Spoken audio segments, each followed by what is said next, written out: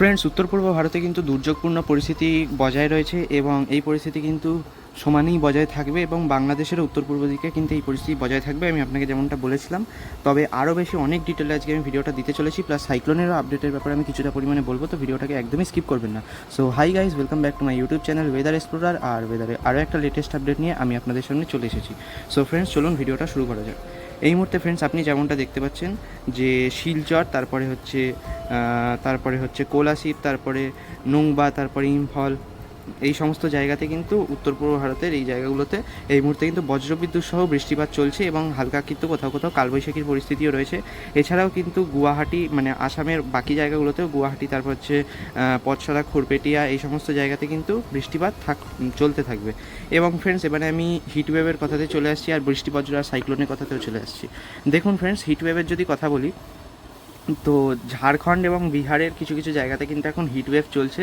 বিশেষত জামশেদপুরে হিটওয়েভের সম্ভাবনা রয়েছে, হিটওয়েভের চান্স কিন্তু জামশেদপুরেতে রয়েছে। এছাড়াও ধানবাদ, দেওঘর, রাঁচি, এই সমস্ত জায়গাতেও কিন্তু দিনের বেলা 40 থেকে 42, কোথাও কোথাও বা 43 ডিগ্রি সেলসিয়াস পর্যন্ত কিন্তু টেম্পারেচার থাকবে। আর আছে কলকাতাতেও কিন্তু 39 থেকে 41 ডিগ্রি সেলসিয়াস পর্যন্ত কিন্তু টেম্পারেচার থাকতে পারে। বিক্ষিপ্তভাবে হিটওয়েভেরও কিন্তু সম্ভাবনা রয়েছে।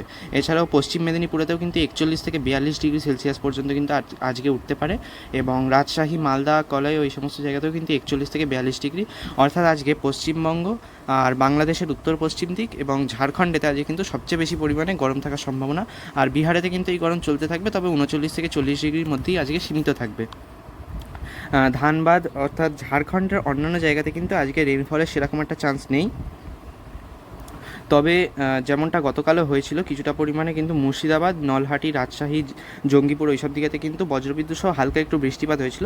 সেরকম বিক্ষিপ্ত হয়ে বৃষ্টিপাত কোথাও কোথাও হতে পারে, তবে দক্ষিণবঙ্গের বেশিরভাগ জেলাতেই কিন্তু আজ তাপপ্রবাহের সম্ভাবনা রয়েছে এবং আর্দ্রতাজনিত অস্বস্তিও কিন্তু বজায় থাকবে দুপুরবেলা বাড়ার সাথে সাথে।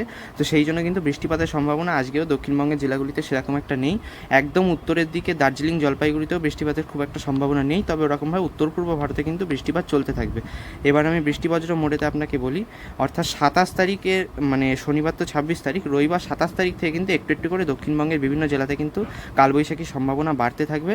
এবং যেটা হয়েছিল যে উত্তরবঙ্গের জেলাগুলোতে আজ থেকে কয়েকদিন আগে বেশি কালবৈশাখী হয়েছিল দক্ষিণবঙ্গের তুলনায়, তো সেই যে কমতিটা রয়েছে দক্ষিণবঙ্গ এবং অন্যান্য রাজ্যেতে, সেই কমতিটা কিন্তু আগামী 8 থেকে 10 দিনেতে কিন্তু পূরণ হতে পারে। শনিবার দিন 26 তারিখ আর রবিবার 27 তারিখ থেকে কিন্তু এই সম্ভাবনাটা ক্রমশ বৃদ্ধি পাবে। তো এখানে কিন্তু আপনি সেই ফোরকাস্ট দেখতে পাচ্ছেন, 70 থেকে 90 মিলিমিটার পর্যন্ত কিন্তু একই জায়গাতে অ্যাকুমুলেটেড প্রিসিপিটেশন হতে পারে 7 থেকে 8 দিনেতে। অর্থাৎ মোট যে বৃষ্টিপাতটা 7 থেকে 8 দিনেতে, সেটা কিন্তু 70 থেকে 100 মিলিমিটারের বেশি হতে পারে। অর্থাৎ 7 থেকে 11 সেন্টিমিটার পর্যন্ত কিন্তু এই ভয়ঙ্কর বৃষ্টিটা কিন্তু চলতে পারে। কন্টিনিউয়াস চলার কথা আমি বলছি না, কালবৈশাখীর মতো পরিস্থিতির কথা বলছি। তীব্র কালবৈশাখীও কিন্তু বিভিন্ন জায়গাতে হতে পারে। এবারে ফ্রেন্ডস, আমি বায়ু মোডেতে গিয়ে আপনাকে দেখাই বঙ্গোপসাগরের অবস্থা। আপনি যেমনটা দেখছেন যে এই মুহূর্তে বঙ্গোপসাগরের ওপরে কিন্তু সেরকম কোনো উল্লেখযোগ্য নিম্নচাপ অবস্থান করছে না।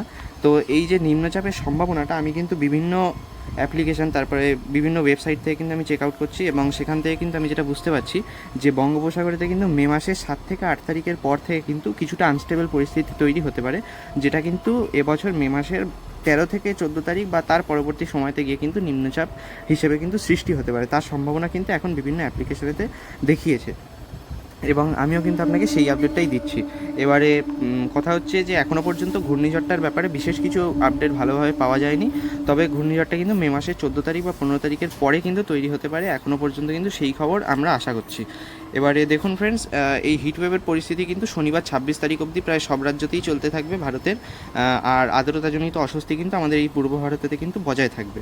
আর তারপর থেকে কিন্তু একটু একটু করে বৃষ্টিপাতের সম্ভাবনা বৃদ্ধি পাবে। রবিবার দিন 27 তারিখে কিন্তু বিভিন্ন জায়গাতে কালবৈশাখী হতে পারে এবং সেদিন থেকেই কিন্তু কালবৈশাখীর নবসূচনা কিন্তু হতে পারে। দেখুন ফ্রেন্ডস, এরকমই ভিডিও পাওয়ার জন্য আমার চ্যানেলটিকে সাবস্ক্রাইব করতে ভুলবেন না। দেখা হচ্ছে নেক্সট ভিডিওতে। Good bye.